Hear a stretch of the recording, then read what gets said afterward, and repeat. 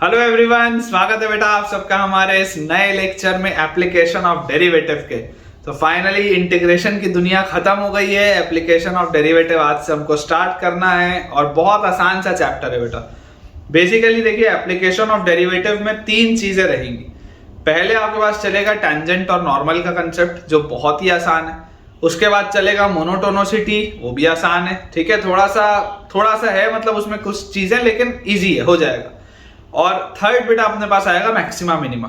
ये तीन चीजें जैसी अपनी कंप्लीट होंगी तो ये जो पूरा चैप्टर है अपना एप्लीकेशन ऑफ डेरिवेटिव का वो कंप्लीट हो जाएगा। जहां तक बच्चों मुझे उम्मीद है कि एप्लीकेशन ऑफ डेरिवेटिव अंदाजे से कुछ 14 या 15 लेक्चर का होगा, या उससे हो सकता है थोड़ा ज्यादा भी हो। ठीक है, क्योंकि इसमें से सवाल बनते हैं, इंपॉर्टेंट कंसेप्ट हैं, इजी है लेकिन इंपॉर्टेंट है।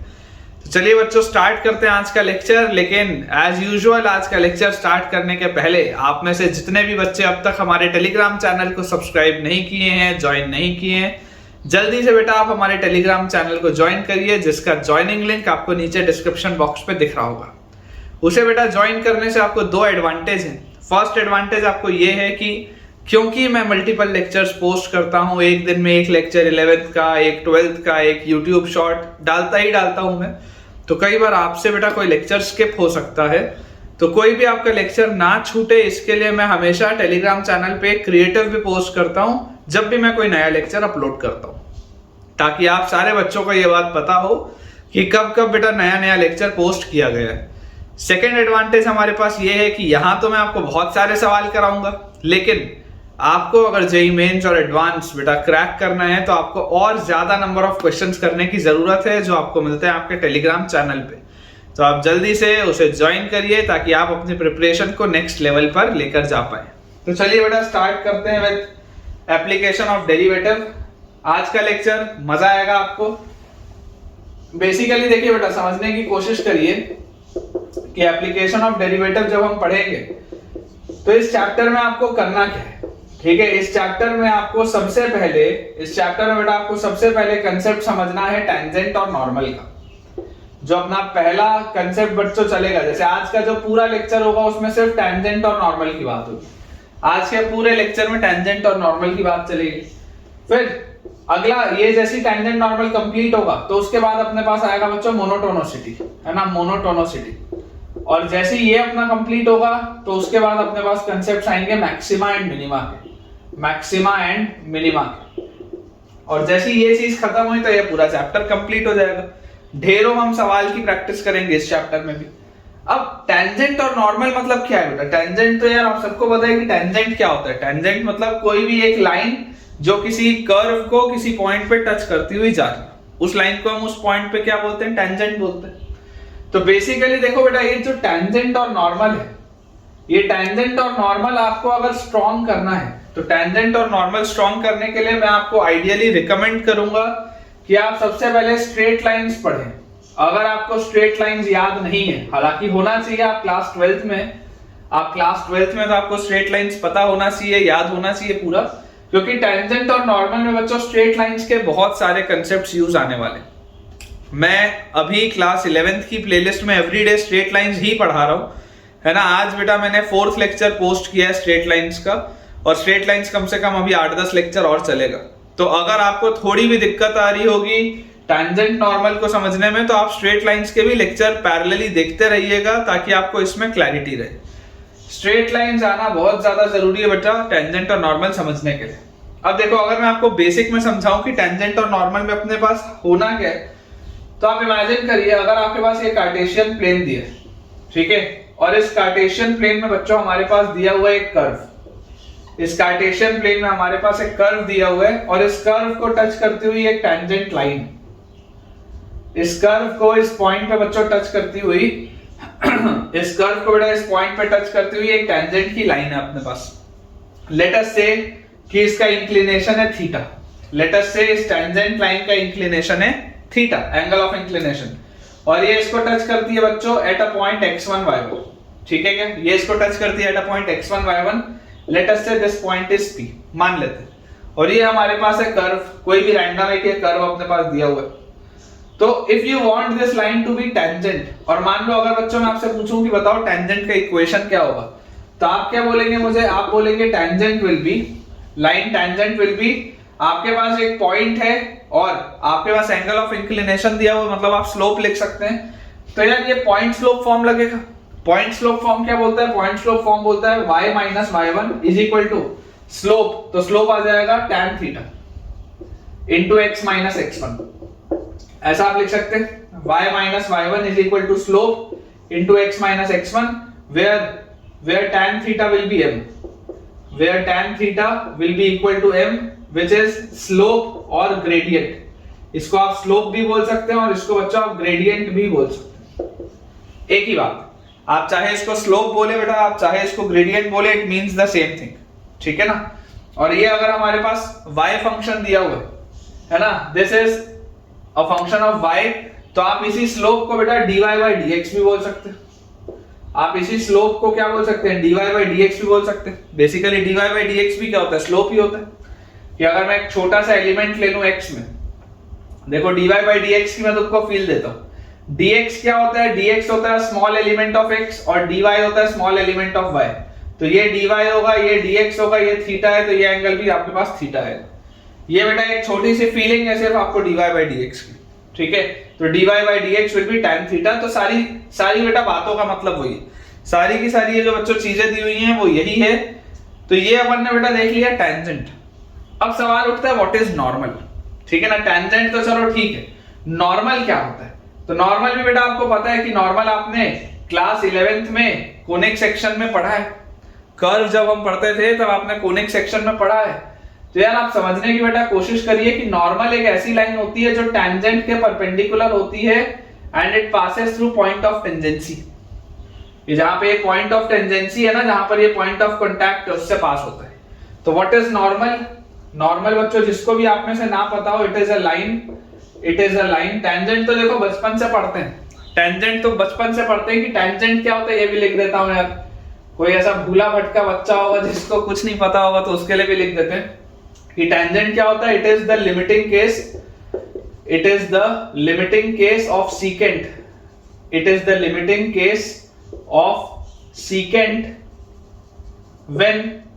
when the 2 points of secant coincide, when the 2 points of secant, when the 2 points of secant coincide, ठीक है ना। it is a line, also it is a line, also it is a line which touches the curve, which touches the curve, which touches the curve at a point, जो किसी curve को touch कर रहा हो किसी एक point पर। और नॉर्मल क्या होता है, it is a line, it is the line perpendicular to, it is line perpendicular to the tangent, line perpendicular to the tangent and passing through, line perpendicular to the tangent and passing through, it is the line perpendicular to tangent and passing through point of tangency, and passing through point of tangency. ये अपने पास बेटा पूरी चीज लिखी, ये जो point of tangency इससे पास होता है।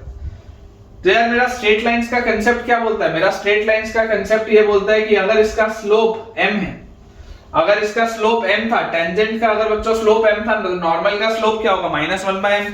तो आप इसको लिख सकते हैं नॉर्मल का equation will be y minus, coordinates तो अभी भी वही है, जिन कोऑर्डिनेट से ये पास हो रहा है x1 y1 से ही पास होगा, तो y minus y1 is equal to slope. तो स्लोप क्या हो जाएगा, अगर टेंजेंट का m था तो इसका आ जाएगा -1/m into x minus x1। ये आएगा आपके पास इक्वेशन। आप चाहे बच्चों इस इक्वेशन को बोल लें या आप इसको लिख लें y minus y1 is equal to -1/m।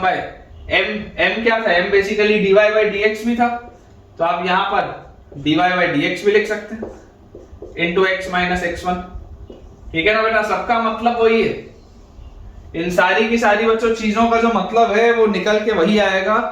कुल मिला के पूरा आपको स्ट्रेट लाइंस ढंग से समझ में आना चाहिए। अगर आपको स्ट्रेट लाइंस आता है तो टेंजेंट नॉर्मल का सवाल बनाना एकदम ऐसे हलवा खाने जैसा है, एकदम ही आसान, एकदम ही आसान, बहुत ही सरल, इंपॉर्टेंट है लेकिन आसान है। चलिए एक सवाल मैं आपको कराता हूं।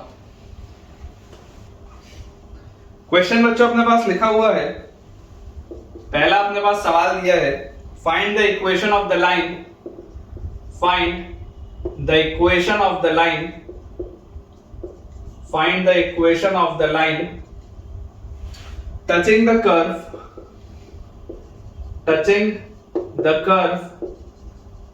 find the equation of the line touching the curve y equal to 2 by 3 minus x. Find the equation of the line touching the curve y equal to 2 by 3 minus x and having the slope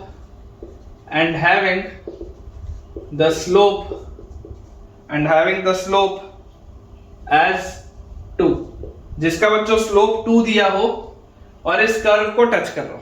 क्या लिखा है? Find the equation of the line touching the curve, इस curve को touch कर रहा है जिसका slope क्या है? 2 है। तो यार आपको बहुत सिंपल सी बात है, देखो अब आपको यहाँ पर ये बात ऑब्जर्व करने की जरूरत है कि ये कौन से पॉइंट पे इसको टच कर रहा है वो आपको नहीं पता। पॉइंट बेटा इसके कोऑर्डिनेट्स आपको नहीं पता, तो मैं आपको बोलता हूं मान लो अगर 2 by 3 minus x कुछ भी इस तरीके का कर्व हो और उसको टच करते हुए आपने एक टेंजेंट बना दिया और बोल देते हैं कि मान लेते हैं भाई ये टच कर रहा है at a point x1 y1, किसी पॉइंट x1 y1 पर ये इसको टच कर रहा है और इसका स्लोप बेटा आपको दिया हुआ है 2, इसका स्लोप आपके पास दिया हुआ है 2। तो आप जानते हैं कि if this curve is y, तो मुझे पता है कि dy by dx क्या होता है? dy by dx, तो dy by dx basically dy by dx क्या होता है? स्लोप होता है। dy by dx स्लोप होता है और उस पॉइंट पे तो dy by dx at x1 y1, dy by dx at x1 y1 जो होगा वो क्या हो जाएगा? स्लोप के बराबर हो जाएगा। dy by dx बच्चों जो आपके पास आएगी लाइन, टेंजेंट लाइन आएगी, dy by dx जो होगा x1 y1 पे वो क्या आ जाएगा? स्लोप के बराबर आ जाएगा। तो आप सबसे पहले इसका dy by dx निकालो, तो dy by dx जैसे आप इसको डिफरेंशिएट करेंगे तो ये आपके पास क्या आ जाएगा?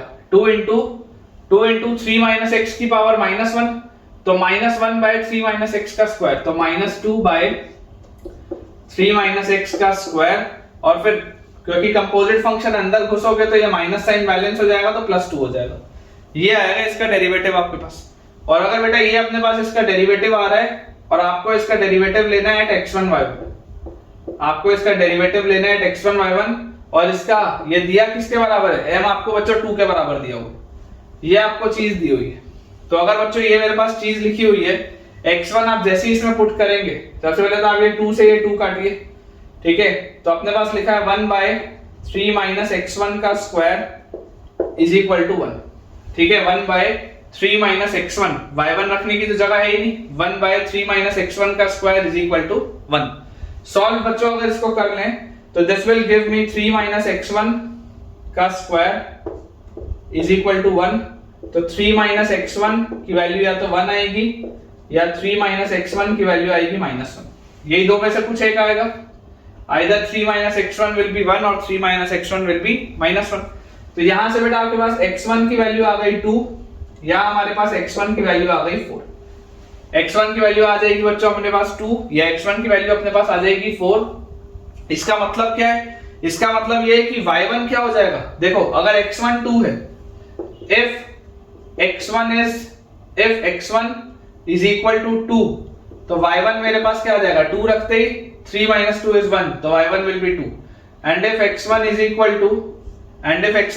to 4, तो अगर ये 4 होगा तो 3 minus 4 is -1, तो y1 will be -2। तो मतलब अपने पास दो सेट ऑफ कोऑर्डिनेट्स आ रहे हैं, अपने पास बच्चों दो सेट ऑफ कोऑर्डिनेट्स आ रहे हैं जिसके लिए इसका स्लोप 2 हो। अपने पास ऐसे दो सेट ऑफ कोऑर्डिनेट्स आ रहे हैं जिसके लिए इसका स्लोप 2 आए, तो आपके पास जो फाइनल आंसर होगा, फाइनल आंसर आपके पास क्या होना चाहिए? इक्वेशन ऑफ लाइन है ना, तो टेंजेंट आपके पास आ जाएगा बेटा y minus y1, ठीक है? ये आपके पास कोऑर्डिनेट्स आ गए y minus y1 is equal to slope into x minus x1, या तो ये इक्वेशन होगा, तो इसको अगर आप सॉल्व करेंगे तो y minus 2 is equal to 2x minus 4, तो यहां से अपने पास आ गया y is equal to 2x और -2, ये आ गया बेटा अपने पास एक रिलेशन। और अगला क्या हो सकता है? y minus y1 मतलब y plus 2 is equal to slope मतलब 2 into x minus x1, तो यहां से अपने पास आ जाएगा y is equal to 2x और -8 और -2 तो -10, ये आएगा बेटा अपने पास। देख लो आप y की वैल्यू आपके पास आ जाएगी या तो 2x -2 या बेटा y की वैल्यू अपने पास आ जाएगी 2x - 10। चलिए अगला सवाल देखते हैं बच्चों। अगला बच्चों अपने पास सवाल लिखा हुआ है, find the equation of tangent, find the equation of tangent, find the equation of tangent and normal। ठीक है, नॉर्मल बताना है। Find the equation of tangent and normal for curve. बेटा आपके पास लिखा है x raise to the power 2/3 plus y raise to the power 2/3 is equal to 2 at 1,1। ये सवाल, find the equation of tangent and normal for x raised to the power 2/3 plus y raised to the power 2/3 is equal to 2 at 1,1। अब बेटा अगर आपको tangent और normal का equation करना है, इसमें आपको कोऑर्डिनेट पता है, स्लोप नहीं पता, तो सबसे पहले आप ऐसा करो, स्लोप निकालो। स्लोप क्या होता है, व्हाट इज स्लोप? तो dy by dx at 1,1 will be your slope। dy by dx at 1,1 यही आपका स्लोप होगा। तो और टेंजेंट का इक्वेशन क्या आएगा?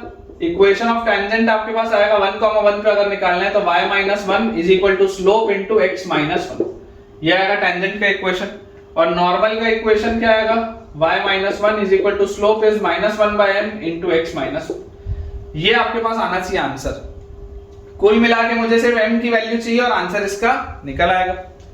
तो इसको डिफरेंशिएट करो बेटा, इसको आप डिफरेंशिएट करो। x की पावर 2/3 है तो 2/3 इंटू x की पावर 2/3 - 1 मतलब x की पावर -1/3। फिर y की पावर 2/3 है तो 2/3 इंटू y की पावर 2/3 - 1 मतलब -1/3। और y का डेरिवेटिव होता है dy by dx। x का डेरिवेटिव तो 1 होता था तो लिखा नहीं, y का डेरिवेटिव होता है dy by dx is equal to constant term का डिफरेंशिएशन 0। क्लियरली आपको दिख रहा है 2/3 और 2/3 कॉमन निकालो, हटा दो, कॉमन लो और हटा दो। और फाइनली x और y की बच्चों वैल्यू 1 है तो एट 1,1 बेटा आप जैसे इसको इवैल्यूएट करेंगे आपके पास आ जाएगा 1 की पावर -1/3 1 प्लस 1 की power -1/3 1 into dy by dx। This is equal to 0। तो this implies dy by dx at 1,1 आपके पास आ जाएगा माइनस। ये आपके पास आ रहा है बेटा, मतलब कि m की value this is basically equal to m। जो स्लोप आ रहा है टेंजेंट का, m is the slope of tangent, m is the slope of tangent. आसान सी चीज है। तो टेंजेंट का बच्चों जो अपने पास स्लोप आ रहा है वो कितना आ रहा है? -1। तो अगर ये -1 आ रहा है तो टेंजेंट का इक्वेशन आ जाएगा y - 1 is equal to -1 into x - 1। तो अपने पास आ जाएगा y - 1 is equal to -x + 1। और हम बोल सकते हैं कि x + y is equal to 2। ये आएगा एक relation. This is your tangent, x + y is equal to 2। और नॉर्मल की बेटा अगर हम बात करें नॉर्मल की, तो आपको यहां पर दिख रहा है y - 1 is equal to -1/m। m कितना? -1। तो -1/-1 इज 1 इनटू x - 1। तो यार ये y - 1 की वैल्यू x - 1 के बराबर है। -1 से -1 खत्म, तो x is equal to y। This is your normal. ठीक है, टेंजेंट भी बेटा हमने निकाल लिया, नॉर्मल भी निकाल लिया। बिल्कुल सही, बिल्कुल करेक्ट है बेटा। आसान से सवाल है, आपको दिख रहा होगा। ये सिर्फ आपका बेसिक थोड़ा सा कॉन्फिडेंस बूस्टिंग के लिए है और बेसिक आपको टेंजेंट नॉर्मल समझाने के लिए ऐसे सवाल मैं ले रहा हूं। चलिए एक बेटा मैं आपको पैरामेट्रिक का सवाल कराता हूं। ठीक है, अभी तो अपने पास जो कर्व थे वो सिंपल से लिखे थे y और x में। एक पैरामेट्रिक का करते हैं सवाल। Find the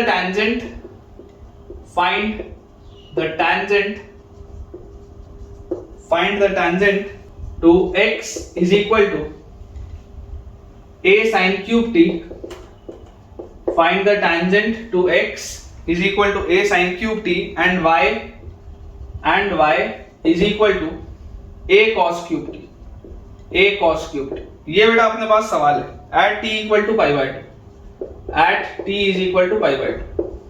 ये अपने पास बच्चों सवाल दिया हुआ है कि आपको ये देखो y और x में एज इट इज डायरेक्ट एक कर्व नहीं लिखा है, पैरामेट्रिक फॉर्म में अपने पास चीज लिखी हुई है।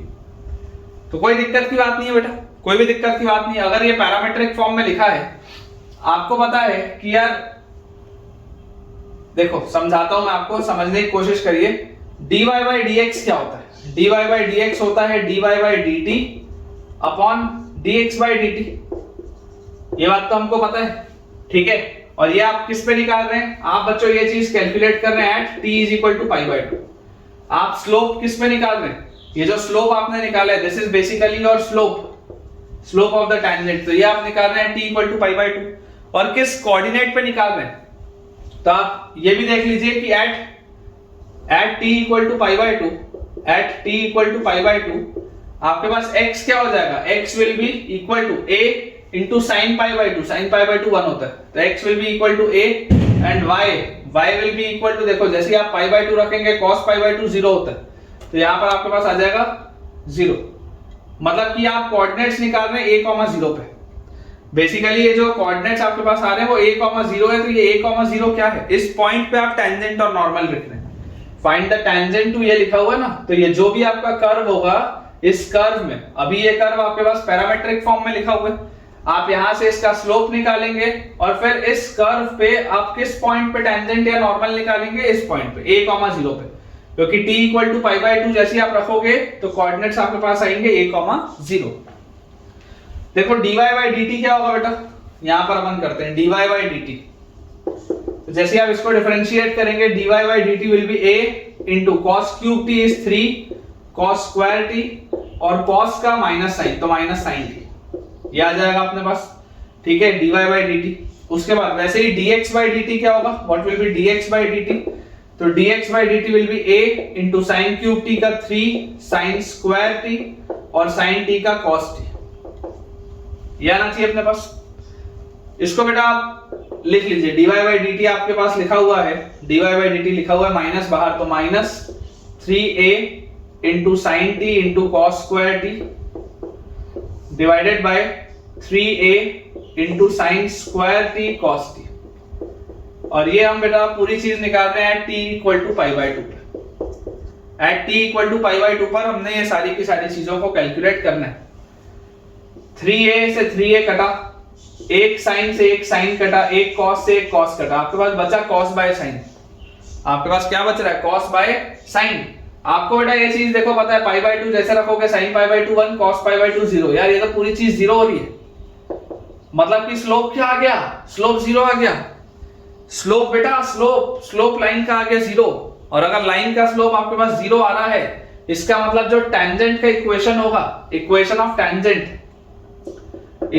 Tangent will be y minus y1 is equal to slope into x minus x1। ये लिखोगे आप कायदे से, टेंजेंट का इक्वेशन ये आप लिखोगे। तो यार ये तो 0 से मल्टीप्लाई होकर ये पूरा खत्म और y की वैल्यू 0 आ गई। और y इक्वल टू 0 मतलब तो क्या होता है? This is basically your x axis. y equal to 0 मतलब बच्चों x एक्सिस होती है। तो टेंजेंट क्या है? इस कर्व पर टेंजेंट इज x एक्सिस। अच्छा आप देखो, नॉर्मल पूछा नहीं, नॉर्मल आपसे पूछा नहीं है, लेकिन अगर आपको नॉर्मल निकालना होता, इमेजिन करिए अगर बच्चों आपको नॉर्मल निकालना होता तो आप नॉर्मल कैसे निकालते? आप बोलते y minus y1 is equal to slope. तो स्लोप अब यहां पर अगर आपको m की वैल्यू 0 मिल रही है तो यहां पर 1/0 होता। अब लिख नहीं सकते हो, लेकिन सिर्फ समझाने के लिए बता रहा हूं कि यहां पर 1/0 आप 0 लिखते और फिर आप लिखते x माइनस a। सिर्फ समझाने के लिए लिख रहा हूं बेटा, ऐसे इफेक्टिवली ऐसा लिखना गलत है। टेक्निकली ऐसे आप लिख नहीं सकते डिनोमिनेटर पे 0, लेकिन आपको सिर्फ समझाने के लिए मैं ऐसे बोल सकता हूं कि इस तरीके का होगा, क्योंकि अगर इसका स्लोप 0 है तो इसका स्लोप इनफाइनाइट होगा, ठीक है। अगर इसका स्लोप हमारे पास 0 आ रहा है तो इसका स्लोप हमारे पास क्या आ जाएगा? 1/0 आ जाएगा, क्योंकि हमको पता है कि टेंजेंट और नॉर्मल का जो स्लोप होता है वो एक दूसरे का रेसिप्रोकल होता है विद माइनस साइन। रेदर आपको यहाँ पर माइनस 1/0 भी लिखना चाहिए, लेकिन उससे कोई फर्क नहीं पड़ता। तो ये 0 से जैसे बेटा आप इसको मल्टीप्लाई करोगे, फाइनली आपके पास देखो x इक्वल टू a आ जाएगा सॉल्व होकर। फाइनली आपके पास क्या आ जाएगा? x equal to a। क्योंकि अगर आपने नॉर्मल डालना है इस पॉइंट पे, तो a, 0 पे अगर बच्चों आप नॉर्मल डालोगे तो x इक्वल टू a ही आपके पास लाइन आएगी। क्योंकि टेंजेंट अगर x एक्सिस है तो normal will be perpendicular line passing through a, 0, तो answer will be x equal to a। चलिए अगला सवाल देखते हैं। आसान से सवाल हैं, कहीं पर भी कुछ भी आपको बच्चों डाउट आए आप कमेंट में पूछिए। अगला बेटा अपने पास सवाल लिखा हुआ है, a curve in the plane, a curve in the plane, a curve in the plane is defined by parametric equations, is defined by parametric equations, is defined by parametric equations. X is equal to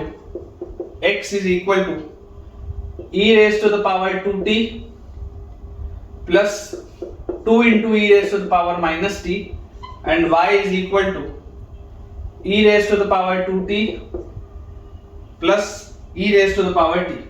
ये अपने पास लिखा है। An equation for the line, find an equation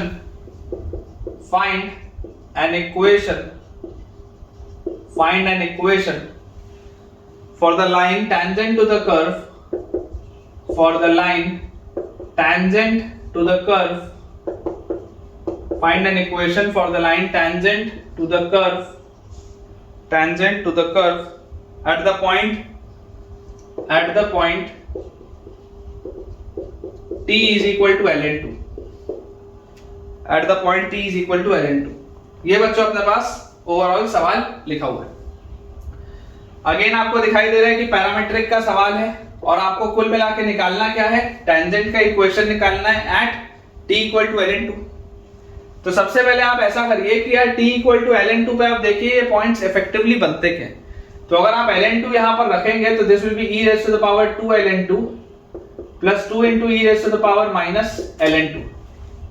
तो ये हमारे पास 2 घूम के ऊपर आएगा, e और ln बैलेंस, तो ये 4, और यहाँ पर बाहर 2 है, ये माइनस अंदर जाएगा, माइनस ऊपर जाएगा, तो ये यहाँ जाएगा 1/2 e और ln बैलेंस, 2 into 1/2 ये 1 आएगा। x की वैल्यू तो बेटा 5 आ रही है, जैसे आप ln2 रखेंगे x की वैल्यू आपके पास आएगी 5। y देखते हैं, तो t की वैल्यू ln2 रखते ही आपके पास आ जाएगा e raise to the power 2 ln2 plus e raise to the power ln2, तो ये हमारे पास 2 घूम के ऊपर जाएगा, तो 4 प्लस यहाँ पर e और ln बैलेंस, तो 2। यार ये तो 6 आ रहा है, मतलब कि x, y हमारे पास क्या आ रहा है बेटा, कौन से पॉइंट पे, प्रिसाइसली कौन से पॉइंट पे आपको टेंजेंट का इक्वेशन बताना है, तो आपको टेंजेंट का इक्वेशन बताना है 5,6। अब मुझे क्या चाहिए, स्लोप चाहिए। तो मैं ये बात जानता हूं कि dy by dx at t equal to ln2, तो dy by dx को आप सबसे पहले लिख लो dy by dt upon dx by dt at t equal to ln2। आपको बच्चों ये निकालना है, और ये जो चीज आएगी this will be your slope. आपके टेंजेंट लाइन का जो स्लोप होगा वो यही होगा। तो यहां से हमारे पास चीज आ जाती है, जैसे हम इसको डिफरेंशिएट करें तो e की पावर 2t का डिफरेंशिएशन होता है e की power 2t into 2 plus e की पावर t का डिफरेंशिएशन होता है e की power t upon dx by dt, e की पावर 2t का डिफरेंशिएशन होता है e की पावर 2t into 2 और प्लस 2 into e की पावर माइनस t का डिफरेंशिएशन होता है e की पावर माइनस t और माइनस t का होता है -1। ये अपने पास आता है, और ये पूरी चीज आपको कैलकुलेट करनी है t इक्वल टू ln2। ये पूरी चीज को हमें कैलकुलेट करना है t इक्वल टू ln2। रखिए यहाँ पे, तो जैसे आप t की वैल्यू ln2 रखेंगे e raise to the power 2 ln2 into 2 plus e raise to the power ln2 upon नीचे लिखा हुआ है e raise to the power 2 ln2 into 2 minus 2 into e raise to the power minus ln2। तो finally मेरे पास लिखा क्या है, 2 घूम के ऊपर गया e और ln बैलेंस, तो 2 into 2 ये 2 स्क्वायर 4 into 2 8, और प्लस यहाँ पर e और ln बैलेंस हो जाएगा, तो 2 अपॉन 2 ऊपर गया तो दिस इज 4 into 2 8, और माइनस है, माइनस ऊपर जाएगा तो हाफ आ जाएगा e और ln बैलेंस, हाफ 2 और 1 कटा -1, तो 8 प्लस 2 10/7 आ रहा है बेटा इसका स्लोप। देख लो आप ध्यान से, इसका जो स्लोप आपके पास आएगा, थोड़ा सा ये कैलकुलेटिव है, थोड़ा सा कैलकुलेशन है, लेकिन आसान है, 10/7 आएगा। तो अपने पास जो फाइनल आंसर होगा, final answer of tangent will be y minus y1, y1 कितना है 6, is equal to slope is 10/7 into x minus x1, x minus y। ये अपने पास बच्चों आंसर। चाहे अगर आप तो इसको और सिंप्लीफाई कर सकते हैं, तो this will B 7y minus 7 6 42 is equal to 10x minus 50। तो फाइनल आंसर अपने पास बच्चों जो आएगा that will be 10x minus 7y, 10x minus 7y और -8 is equal to 0। ये अपने पास बेटा फाइनल आंसर आएगा, चेक कर लीजिए। 10x minus 7y -8 is equal to 0। बिल्कुल सही है बेटा, बिल्कुल सही है। चलिए अगला सवाल देखते हैं बेटा। पैरामेट्रिक के अपन ने 2 सवाल कर लिए। क्वेश्चन अपने पास लिखा है find the equation of normal, find the equation of normal, find the equation of normal to the curve, normal to the curve x square equal to 4y, find the equation of normal to the curve x square equal to 4y which passes through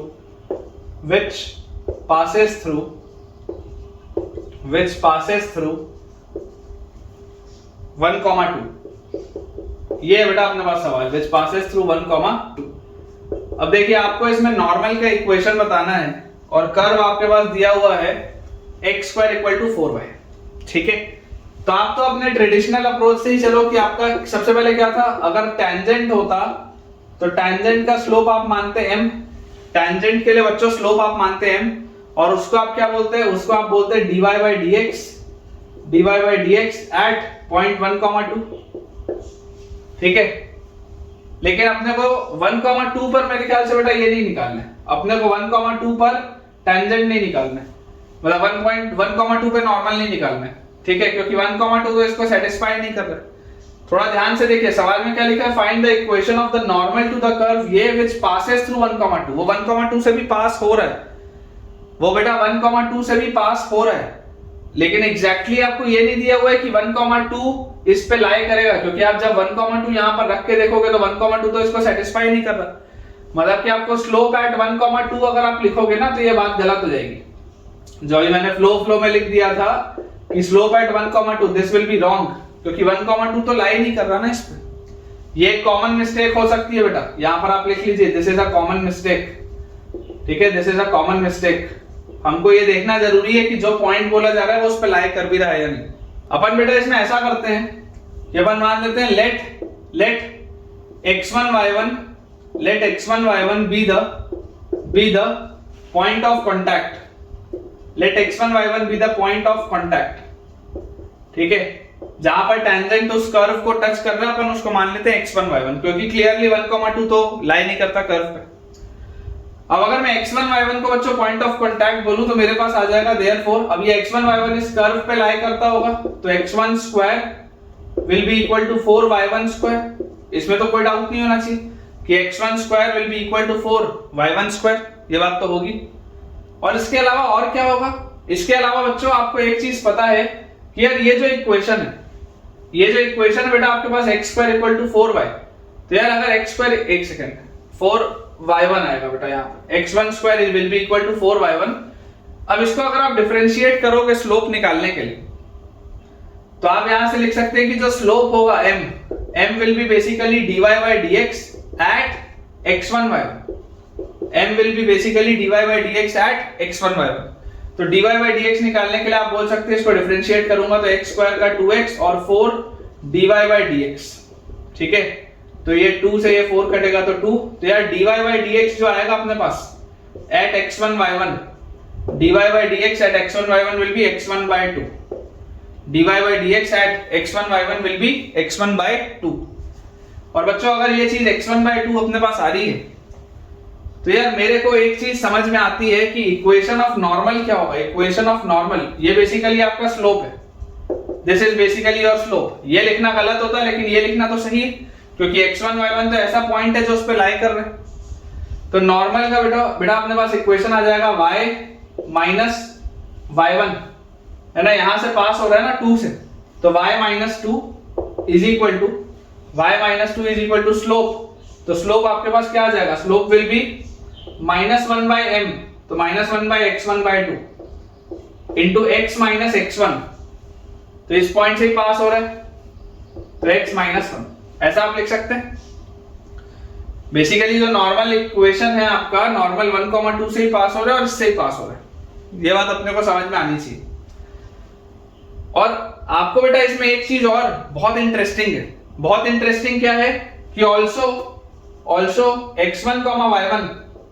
x1 y1 satisfies this, x1 y1 इसको भी satisfy करेगा, क्योंकि x1 y1 तो इस पे भी लाई कर रहे हैं।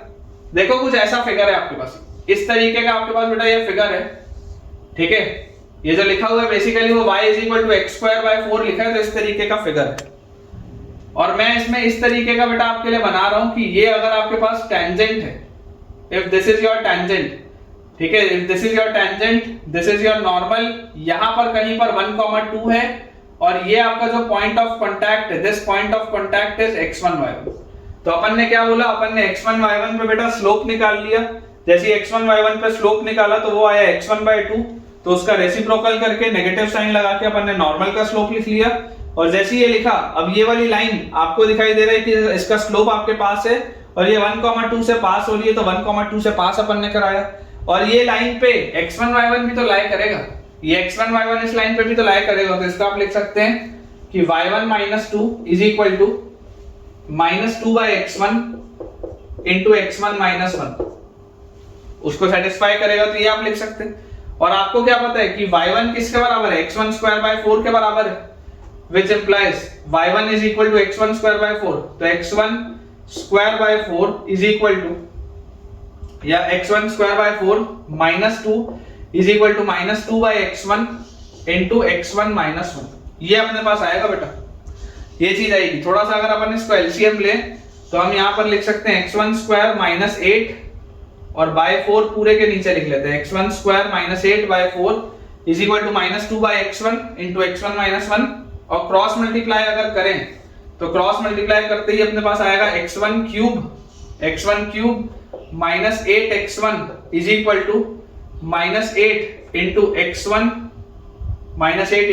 - 1। यार ये -8x1 और -8x1 तो कट गया, फायदा हो गया यार। यहां से तो x1³ का वैल्यू अपने पास 8 आ गया, देख लो, -8 × -1 इज +8, x1³ का वैल्यू 8, इसका मतलब x1 का वैल्यू अपने पास कितना आएगा, 2। और अगर बेटा x1 का वैल्यू 2 आएगा, तो x1 का वैल्यू 2 आते ही आपके पास 2 का स्क्वायर 4, तो this implies y1 will be equal to 1। x1 का वैल्यू आ गया 2, y1 का वैल्यू आ गया 1, मतलब ये पॉइंट ऑफ कांटेक्ट हमको मिल गया बच्चों 2,1। और अगर पॉइंट ऑफ कांटेक्ट 2,1 मिल गया, तो ये जो स्लोप होगा, x1 अगर 2 है तो स्लोप आ जाएगा 1। तो इक्वेशन ऑफ नॉर्मल क्या हो जाएगा, इक्वेशन ऑफ नॉर्मल जो आपको निकालना है, this will be y - 2 = -2/x1, y - 2 = -2/x1, तो -2/x1 मतलब -2/x1, तो x1 कितना है आपके पास, x1 2 है, तो -2/2 × x - 1। तो यार ये तो अपने पास आ रहा है y - 2 = -x और +1, और I can say x + y = 3। देख लो बेटा ध्यान से, x + y की वैल्यू 3 आएगी आपके पास। काफी अच्छा सवाल है, काफी अच्छा सवाल है, घुमावदार सवाल है, मैं बोलूंगा बिल्कुल सही है बेटा। अपना आंसर जो अपन ने निकाला है वो बिल्कुल करेक्ट है, x + y की वैल्यू 3 आएगी। एंड इस सवाल पे अपन 2 स्टार आराम से लगा सकते हैं, काफी घुमावदार सवाल है, तो जरूर इसमें बेटा आप एक बार अगर और देखना चाहें तो इसको देख सकते हैं। कहीं पर भी कुछ भी डाउट आता है तो पूछिए। अब बेटा मैं आपको कुछ इंपॉर्टेंट पॉइंट्स बताना चाहूंगा जो अपने को आइडिया होना चाहिए क्वेश्चंस प्रैक्टिस करने के लिए, सम इंपॉर्टेंट पॉइंट्स, ठीक है। इसका अपने को आइडिया होना चाहिए, तभी अपने से सवाल आसानी से बन पाएंगे। फर्स्ट अपने पास बच्चों पॉइंट लिखा हुआ है कि if dy by dx at x1 y1 if dy by dx at x1 y1 is equal to 0। मान लो बच्चों अगर कभी ऐसा हो जाए कि किसी पॉइंट x1 y1 पर dy by dx 0 हो जाए, तो dy by dx होता क्या है, dy by dx होता है स्लोप। और अगर स्लोप 0 हो गया, स्लोप 0 होने का क्या मतलब होता है कि लाइन आपकी क्या होगी बच्चों, हॉरिजॉन्टल होगी। तो दिस इंप्लाइज द लाइन या tangent, this implies the tangent is parallel to x-axis, tangent is parallel to x-axis, ये इसका मतलब है बेटा, tangent is parallel to x-axis, and the converse is also true,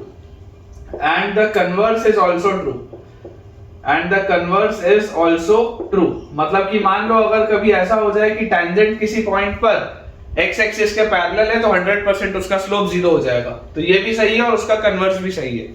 बोलने का मतलब क्या है मैं आपको समझा देता हूं। इमेजिन करिए अगर ये हमारे पास बेटा कार्टेशियन प्लेन दिया हुआ है, this is your y axis and this is x axis, और इस तरीके का आपके पास कोई एक कर्व बना है।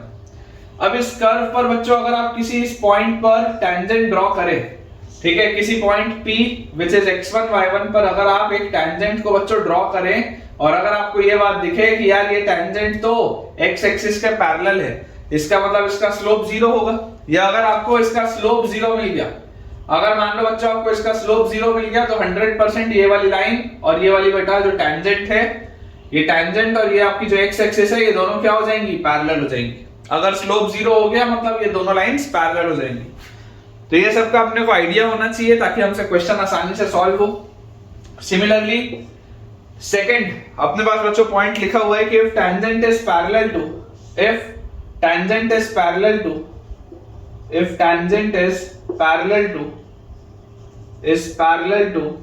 ax plus by plus c equal to 0।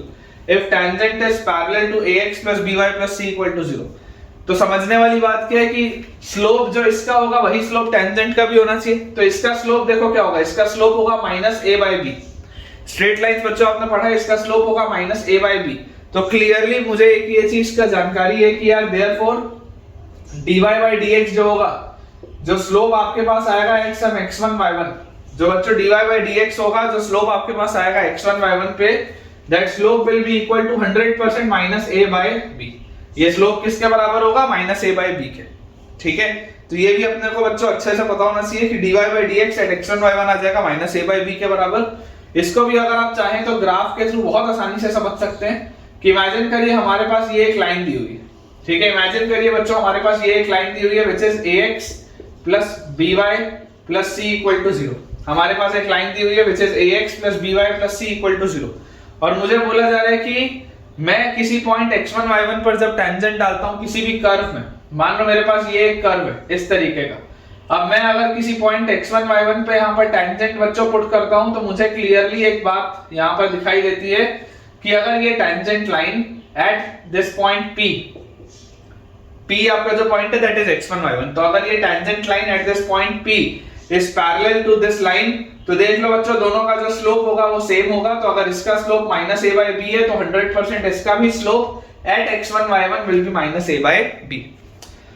अगला अपने पास बेटा पॉइंट लिखा हुआ है थर्ड पॉइंट। ये कुछ काम के पॉइंट्स हैं जो कि मैं आपको क्वेश्चंस जब हम सॉल्व करेंगे तो उसमें बहुत फ्रीक्वेंटली आपको यूज आएंगे कि if dy by dx at x1 y1 tends to infinity. अगर मान लो बच्चों स्लोप इनफाइनाइट हो गए, तो जब स्लोप 0 होता है तो टेंजेंट किसके पैरेलल होती है, x एक्सिस के, लेकिन जब स्लोप इनफाइनाइट होता है तब tangent is parallel to the y axis. तो this implies tangent is parallel to y axis. ये बात बेटा अपने को पता होनी चाहिए, tangent is parallel to y axis. ठीक है, बहुत इंपॉर्टेंट ये सारे बच्चों पॉइंट्स हैं कि टेंजेंट जो होगा वो y एक्सिस के आपके पास पैरेलल हो जाएगा। ग्राफ के रूप में अगर आपको समझना हो तो आप इसको भी देख सकते हैं कि अगर मान लीजिए हमारे पास कुछ इस तरीके का एक कर्व हो, पैराबोलिक कर्व हो, आपने पैराबोला चैप्टर में कोनिक सेक्शन में पढ़ाई है, और मैं किसी पॉइंट P पर आपको बोलूं कि मुझे आप इस पे टेंजेंट डालिए, और अगर आपको ये टेंजेंट का स्लोप इनफाइनाइट मिले, अगर एट P x1 y1 आपको बच्चों टेंजेंट का स्लोप इनफाइनाइट मिले, तो 100% आप बोल सकते हैं कि ये जो टेंजेंट लाइन होगी this will be parallel to your y axis. तो अपन बच्चों बोर्ड क्लियर करते हैं, कुछ और इस तरीके के कंसेप्ट स्टडी करते हैं। फोर्थ बच्चों अपने पास पॉइंट लिखा हुआ है, चौथा पॉइंट दिया है कि if tangent with a finite slope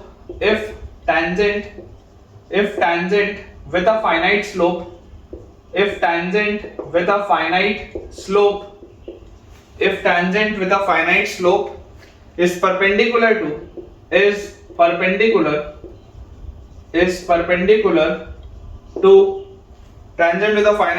perpendicular to ax plus by plus c equal to 0। मान लीजिए आपके पास एक टेंजेंट है बच्चों जो कि किसी लाइन के परपेंडिकुलर है, तो आप इसको इस तरीके से बच्चों समझने की कोशिश करिए कि आपके पास ये एक लाइन थी और इसके परपेंडिकुलर आपके पास एक टेंजेंट है, इसके परपेंडिकुलर आपके पास एक टेंजेंट है। तो आपको बेटा पता है कि अगर दो लाइंस परपेंडिकुलर होती हैं तो दोनों के स्लोप्स का जो प्रोडक्ट होता है वो -1 होता है, m1 into m2 -1 होता है। अगर दो लाइंस परपेंडिकुलर होती हैं तो दोनों के स्लोप्स का प्रोडक्ट इज ऑलवेज -1। तो यार इसका स्लोप क्या है, इसका स्लोप आएगा -a by b, तो देयरफॉर आप बोल सकते हैं -a by b ये हो गया एक लाइन का स्लोप, और दूसरी लाइन का स्लोप क्या होगा? दूसरी लाइन का स्लोप आपके पास आएगा dy by dx at some x1 y1। दूसरी लाइन का हमारे पास स्लोप होगा dy by dx at some x1 y1। तो ये दोनों का बच्चा जो प्रोडक्ट होगा दिस विल बी -1। ये अपने को ध्यान से पता होना चाहिए बेटा, ये अपने को चीज पता होनी चाहिए कि अगर हमारे पास एक line ax plus by plus c है तो इसका slope will B -a by b, और अगर दूसरी लाइन हमारे पास कहीं पर भी किसी पॉइंट x1 y1 पर है तो dy by dx उसका जो स्लोप होगा एट x1 y1, ये दोनों का ही प्रोडक्ट किसके बराबर आएगा हमारे पास? -1 के बराबर। सिमिलरली फिफ्थ पॉइंट हमारे पास बचा, फिफ्थ पॉइंट आ जाएगा, ये आपने स्ट्रेट लाइंस में भी मुझे उम्मीद है पढ़ा होगा कि if the tangent say at p x1 y1 at p x1 y1, if the tangent at p x1 y1 on the curve is equally inclined at p on the curve is equally inclined with the coordinate axis, is equally inclined to the coordinate axis, तो जब बच्चों equal inclination होता है किसी line का coordinate axis के साथ, तो जो स्लोप होता है ऐसे सिचुएशन में जो स्लोप होता है dy by dx at x1 y1 वो क्या होता है? +-1। ऐसे वाले बच्चों केस में जो स्लोप आपके पास आता है दैट इज +-1। इसको अगर आपको और फर्दर बच्चों एक्सप्लेनेशन चाहिए हो तो आप ऐसे भी इसको समझ सकते हैं कि देखिए आपके पास अगर इस तरीके का एक ग्राफ दे दिया जाए, ठीक है, कि ये आपके पास एक्सेस दिया हुआ है कोऑर्डिनेट एक्सेस सिस्टम। अब मैं आपको बोल रहा हूं कि ये एक ऐसी लाइन है, ये एक ऐसी लाइन है which is equally inclined to the coordinate axis. Coordinate axis से एंगल ऑफ इंक्लिनेशन सेम है, तो देखो ये अगर 45 डिग्री है तो ये भी आपके पास 45 डिग्री आएगा और ये आपके पास 90 डिग्री आ जाएगा। मतलब एंगल ऑफ इंक्लिनेशन मैं सिर्फ बोल रहा हूं, मैं ये नहीं बोल रहा हूं कि क्लॉकवाइज या एंटी क्लॉकवाइज, मैं सिर्फ ये बोल रहा हूं on the curve is equally inclined to the coordinate axis. तो इक्वल इंक्लिनेशन का मतलब देखो अगर यहां पर भी 45 डिग्री एक्स एक्सिस के साथ तो यहां भी 45 डिग्री। सिमिलरली बच्चों आपके पास देखो एक लाइन ऐसी भी बन सकती थी इस तरीके की, एक लाइन आपके पास ऐसी इस तरीके की बन सकती थी। तो अगर आपके पास बच्चों इस तरीके की एक लाइन बनती, ऐसी अगर आपके पास एक लाइन बनती तो आप देखिए अगर ये एंगल आपके पास 45 डिग्री होता तो ये छोटा सा जो एंगल अंदर बना ये भी 45 डिग्री होता, ठीक है। तो ओवरऑल अगर आप देखेंगे बच्चों तो ये वाली लाइन का स्लोप कितना आएगा? इसका स्लोप आएगा 1, क्योंकि इसका एंगल ऑफ इंक्लिनेशन 45 डिग्री है in the anti clockwise direction. And at the same time बच्चों ये इसका स्लोप आपके पास आ जाएगा -1, क्योंकि इसका एंगल ऑफ इंक्लिनेशन आपके पास कितना है? ये वाली जो लाइन है, ये वाली बच्चों जो लाइन है इसका एंगल ऑफ इंक्लिनेशन है 135 डिग्री। तो अगर 135 डिग्री है तो इसका स्लोप आ जाएगा -1। तो ये अपने लिए समझने की बात है कि अगर आपके पास कभी एक बेटा टैंजेंट लाइन, बेसिकली टैंजेंट क्या होती है? स्ट्रेट लाइन होती है। तो अगर हमारे पास कभी भी एक स्ट्रेट लाइन इस तरीके से आ जाए जो कि इक्वली इंक्लाइंड है कोऑर्डिनेट एक्सिस से, which is equally inclined to the coordinate axis, तो मुझे तुरंत इस बात का नॉलेज आ जाना चाहिए कि अगर तो इक्वल इंक्लिनेशन है मतलब कि जो स्लोप होगा at that point x1 y1 वो या तो 1 होगा या तो -1 होगा। सिमिलरली सिक्स्थ पॉइंट हमारे पास लिखा हुआ है कि इफ द टैंजेंट, इन सबको बच्चों आप लिखते चलिएगा, ये सब छोटे छोटे पॉइंट्स हैं जो अगर हमको याद रहे तो सवाल जल्दी सॉल्व हो जाते हैं। If the tangent makes equal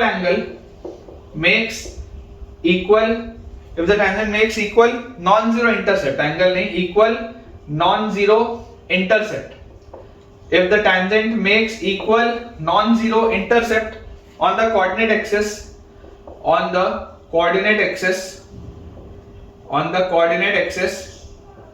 then आपके पास जो स्लोप होता है बेटा dy by dx, आपको याद होगा कि dy by dx जो होता है at x1 y1 this is -1। इस केस में बच्चों आपके पास जो स्लोप आता है वो आता है -1, क्योंकि हमें पता है intercept is something which can be positive also and which can be negative also.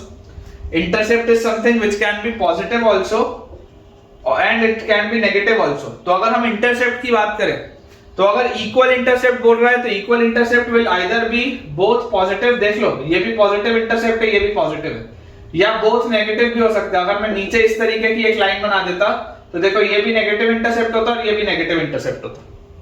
तो दोनों ही केस में, ये दोनों ही बच्चों लाइंस के केस में, ये वाली लाइन हो या ये वाली लाइन हो, बेसिकली ये दोनों पैरेलल लाइंस हैं, तो आपके पास एंगल ऑफ इंक्लिनेशन आता है 135 डिग्री और स्लोप आपके पास आ जाता है -1। अगर इक्वल नॉन जीरो इंटरसेप्ट की बात हो रही है तो नॉन जीरो इंटरसेप्ट मतलब या तो दोनों इंटरसेप्ट पॉजिटिव होंगे या तो दोनों इंटरसेप्ट नेगेटिव होंगे, जो भी केस हो एंगल ऑफ इंक्लिनेशन दोनों ही केसेस में 135 डिग्री का होगा और स्लोप बच्चों दोनों ही केसेस में क्या आ जाएगा -1।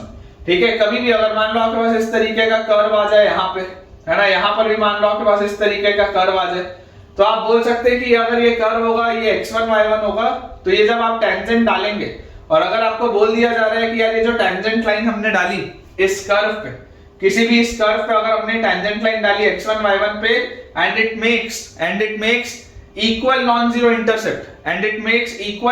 Intercept on the coordinate axis, तो आप क्या बोलेंगे कि 100% इस लाइन का जो स्लोप होगा वो -1 होगा। ये बात अपने को पता होनी चाहिए। नेक्स्ट अपने पास बच्चों पॉइंट लिखा है, दैट इज सेवेंथ पॉइंट, कि if the tangent cuts off from the coordinate axis, if the tangent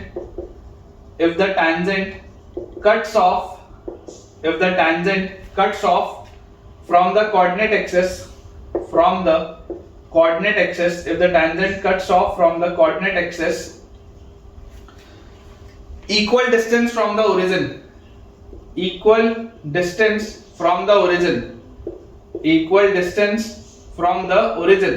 if the tangent cuts off from the coordinate axis equal distance from the origin, तो अगर बच्चों equal distance cut रहा है origin से, तो उस case में dy by dx क्या होगा, dy by dx at some point x1 y1 can be both plus and -1। अगर डिस्टेंस की बात हो रही है, अगर बच्चों डिस्टेंस की बात हो रही है तो डिस्टेंस तो पॉजिटिव और नेगेटिव दोनों ही हो सकता है। अगर हमारे पास डिस्टेंस की बात हो रही है तो डिस्टेंस तो आपके पास बेटा पॉजिटिव हो या नेगेटिव हो, दोनों ही पॉसिबल है।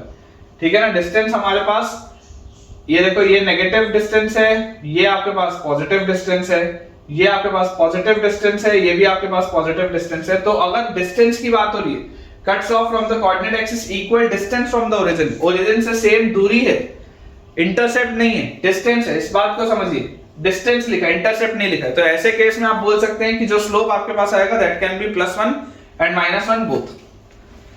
अब अपने पास एक इंपॉर्टेंट चीज आ जाती है जिसपे बहुत बार सवाल आता है, that is concept of vertical tangent. ठीक है, बहुत फ्रीक्वेंटली अपने पास इस पर क्वेश्चंस आ जाते हैं, कांसेप्ट ऑफ वर्टिकल टैंजेंट। तो सबसे पहले बेटा अपन ऐसा करते हैं कि अपन वर्टिकल टैंजेंट होता क्या है, मैं आपको उसका स्टेटमेंट लिखा देता हूं और उसके बाद फिर मैं आपको उस पर बेस्ड क्वेश्चन सॉल्व कराता हूं।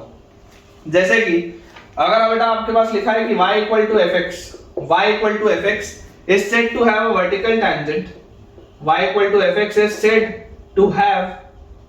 to have a vertical tangent, y = fx is said to have a vertical tangent। इसका वर्टिकल टैंजेंट आप कब करेंगे, at x = a, मतलब किसी पॉइंट x = a पर इसका बच्चों वर्टिकल टैंजेंट होगा if both f' a plus and f' a minus approaches either positive infinity or negative infinity,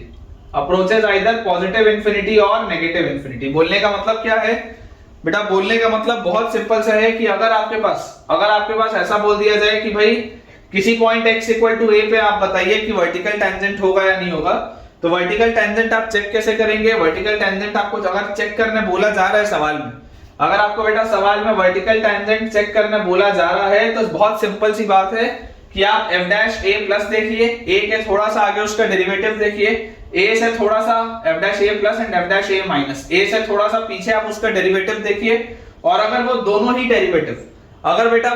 he derivative या तो पॉजिटिव इंफिनिटी की तरफ जा रहे हो या तो नेगेटिव इंफिनिटी की तरफ जा रहे हो, दोनों ही बेटा आपके पास या तो पॉजिटिव इंफिनिटी की तरफ जाएं या तो नेगेटिव इंफिनिटी की तरफ जाएं, सिर्फ और सिर्फ उस केस में अगर एक पॉजिटिव के साइड चला गया और दूसरा नेगेटिव के साइड चला गया तो काम आपका नहीं चलेगा। इस बात को आप याद रखिए।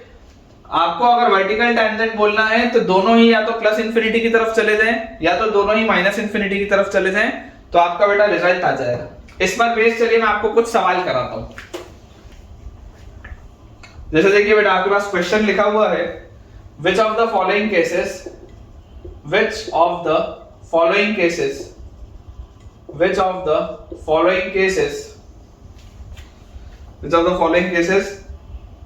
have a vertical tangent, which of the following cases have a vertical tangent at x equal to 0, which of the following cases have a vertical tangent at x equal to 0. ठीक है, इसमें बच्चों अपने पास देखो जो फर्स्ट क्वेश्चन दिया है that is fx is equal to x raised to the power 1/3. पहला अपने पास लिखा हुआ है fx is equal to x raised to the power 1/3. ठीक है, have a vertical tangent. अब हमें इसमें देखो क्या चीज समझ में आती है कि अगर हम वर्टिकल टेंजेंट की बात करें, अगर बेटा हम वर्टिकल टेंजेंट की बात करें तो सबसे पहले आपके पास देखो ये तो दिखाई दे रहा है कि x raised to the power 1/3 जो होगा वो एक कंटीन्यूअस फंक्शन होगा. तो अगर ये एक कंटीन्यूअस फंक्शन होगा तो आप इसको डिफरेंशिएट करके आगे बढ़ सकते हैं. ठीक है, आप बेटा इसको अगर डिफरेंशिएट करेंगे ट्रेडिशनली देखो आपने मेथड्स ऑफ डिफरेंशिएशन पढ़ लिया है. f' आपके पास क्या आ जाएगा 1/3 into x raised to the power 1/3 minus 1 मतलब -2/3. ये आएगा आपके पास 1/3 into x raised to the power -2/3. या इसको आप ऐसा लिख सकते हैं 1/3 into x raised to the power 2/3. ऐसा भी आप इसको लिख सकते हो. अब आपको देखो अगर बेटा मैं बात करता हूं 0 के प्लस पे f'0 प्लस, तो f'0 प्लस आपके पास क्या आएगा, जैसे ही आप +0 यहां पर रखोगे ये पूरी चीज इनफाइनाइट की तरफ जाएगी, क्योंकि नीचे 0 आएगा तो ये पूरी चीज इनफाइनाइट की तरफ जाएगी. और अगर बच्चों आप f'0 माइनस भी देखोगे, तो आप देखो अगर आप अंदर x की जगह नेगेटिव क्वांटिटी भी रख देते हो, यहां पर अगर आपने नेगेटिव क्वांटिटी भी रख दी तब भी ये पूरी चीज प्लस इंफिनिटी की तरफ ही जाएगी. क्यों उसकी तरफ जाएगी, क्योंकि ऊपर देखो पावर 2 है, x की पावर 2 है ना, बाय 3 लिखा है वो बात ठीक है, लेकिन ये तो इवन पावर भी है ना, तो बैलेंस हो जाएगा माइनस साइन. तो यार ये भी प्लस इंफिनिटी की तरफ जा रहा है.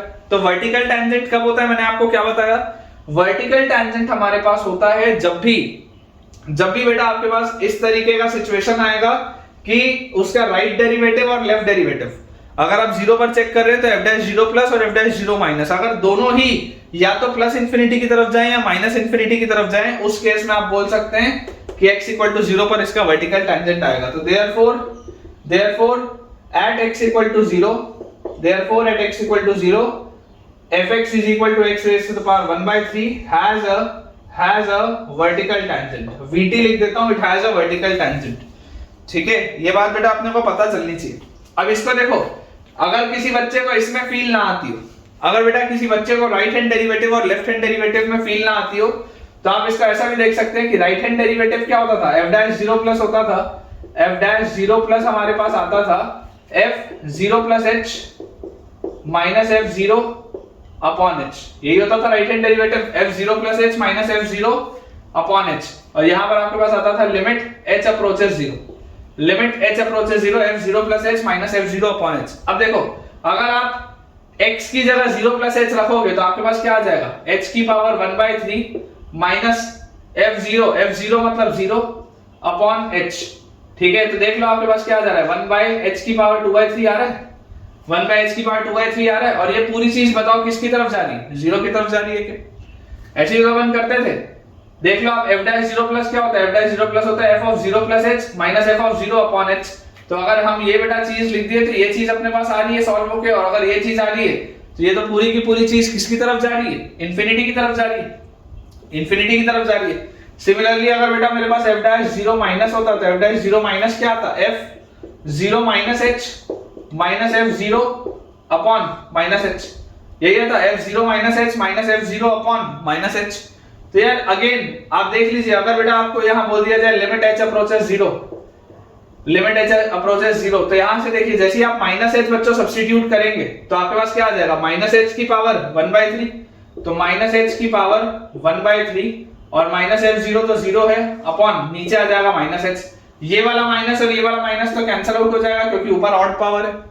तो अगेन आपके पास देख लो आ रहा है 1/h की पावर 2/3 और अगेन ये जो पूरी चीज है ये इनफाइनाइट की तरफ जा रही है.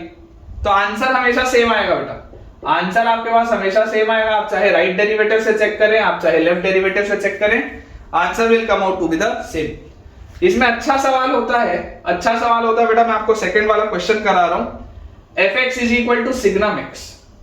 अच्छा सवाल होता है fx is equal to signum x. इसमें बच्चों को अक्सर फीलिंग नहीं आती. ये तो चलो फिर भी आपको फीलिंग आती है कि आप डिफरेंशिएट करके आगे बढ़ सकते हो. इसमें कैसे डिफरेंशिएट करोगे, सिग्नम x का तो अगर आप ग्राफ भी बेटा देखोगे तो यार आपको दिखाई देता है कि ये तो इस तरीके का ग्राफ होता है, यहाँ पर ये डिसकंटिन्यूटी भी है जीरो पर डिसकंटिन्यूटी भी, और इसको आप डिफरेंशिएट करोगे तो आपको क्या मिलेगा कोई गारंटी भी नहीं, समझ में भी नहीं आता बच्चों को अक्सर। तो मैं आपको बोलता हूं कि आप इस ट्रेडिशनल मेथड से आगे बढ़ो। ट्रेडिशनल मेथड से राइट डेरिवेटिव क्या होता है, f dash 0 plus, right derivative होता है f dash 0 plus, this will B limit h approaches 0 f 0 plus h minus f 0 upon h, यही होता है अपने पास f 0 plus h minus f 0 upon h। तो बच्चों आपके पास राइट डेरिवेटिव आएगा क्या, right derivative will be limit h approaches 0 0 plus h, signum of a positive quantity 0 plus h, signum of a positive quantity क्या आएगा 1 माइनस f0, सिग्नम 0 क्या होता है 0 अपॉन h, h आ जाएगा h की जगह पे। तो जैसे h अप्रोचेस 0 1 बाय h, यार ये तो इंफिनिटी की तरफ जा रहा है, अगेन इंफिनिटी की तरफ जा रहा है। अच्छा लेफ्ट डेरिवेटिव अगर देखें, लेफ्ट डेरिवेटिव, तो लेफ्ट डेरिवेटिव होता है f dash 0 minus, this is limit h approaches 0 f 0 minus h minus f0 upon minus h। तो अगेन अगर आप एक नेगेटिव क्वांटिटी सिग्नम के अंदर रखेंगे तो answer will be -1 minus f0 signum 0 is 0 upon minus h, minus से बच्चों माइनस कट जाएगा, अगेन 1 बाय h आ रहा है, एंड व्हेन बच्चों h अप्रोचेस 0, तो h जब 0 की तरफ जाएगा तो अगेन आप देख सकते हैं ये पूरी चीज किसकी तरफ जाएगी, इंफिनिटी की तरफ जाएगी। तो बहुत क्लियरली आपको दिखाई दे रहा है कि ये सिग्नम x भी जो है, therefore आप लिख सकते हैं at x equal to 0 fx is equal to signum x, fx is equal to signum x has a vertical tangent, it also has a vertical tangent।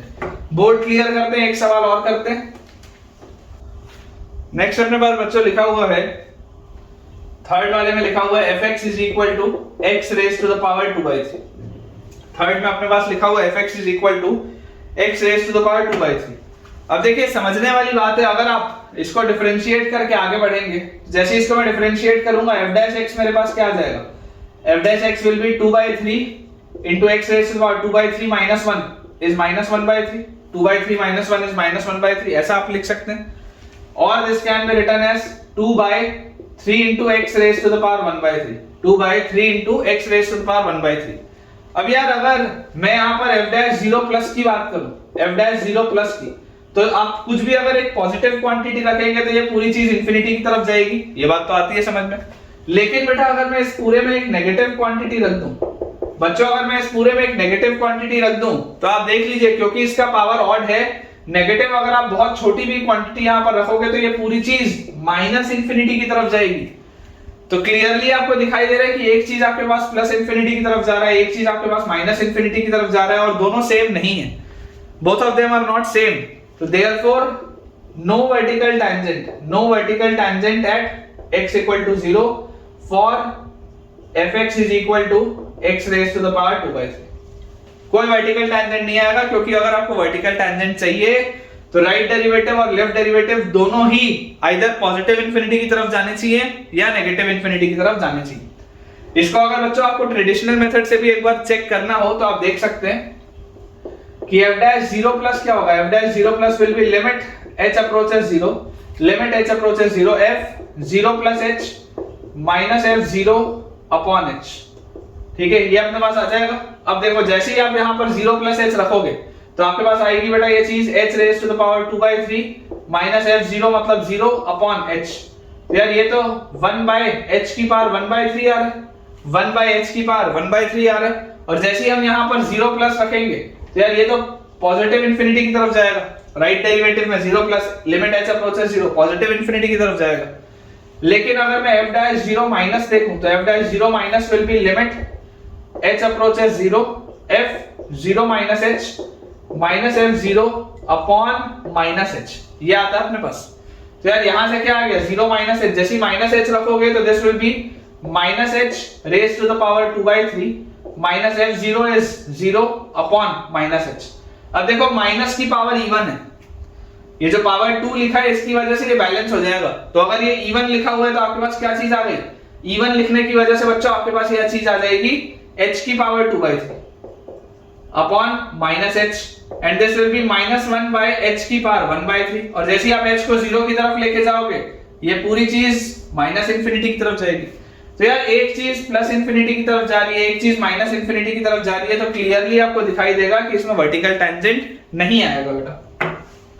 तो ठीक है बच्चों, आज के लिए हम इतना ही रखेंगे। मुझे उम्मीद है कि आज का first lecture application of derivative का आपको बहुत शानदार तरीके से समझ में आया होगा। पूरे लेक्चर को अगर आपने अच्छे से देखा है, सारी चीजें समझ में आई हैं और थोड़ा सा भी अगर आपको फायदा हुआ है, तो मुझे कमेंट सेक्शन में इमीडिएटली एक थम्स अप का साइन करके जो भी आपका पॉजिटिव कमेंट है आज के लेक्चर के लिए वो शेयर करें। वीडियो अगर बेटा आपको पसंद आया हो तो वीडियो को लाइक करें, चैनल को सब्सक्राइब करें और दोस्तों के साथ इस वीडियो के लिंक को जल्द से जल्द शेयर करें ताकि उनकी भी पढ़ाई और बेहतर हो पाए। Thank you.